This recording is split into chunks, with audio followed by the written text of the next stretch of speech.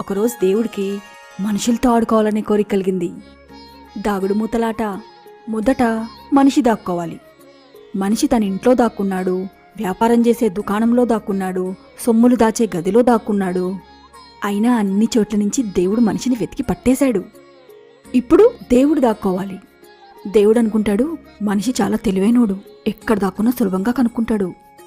ఈసారి కొత్త చోట దాక్కోవాలి అనుకుంటూ ఎక్కడ దాక్కున్నాడో తెలుసా? మనిషి హృదయంలో.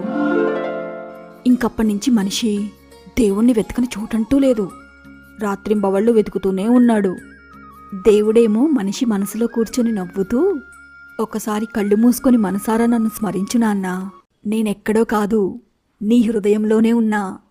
గమపని పమపని ని పమ గమ గమ మరీ స ని సరి స ని స పమ గమపని పమ గమపని సరి రే రే రే.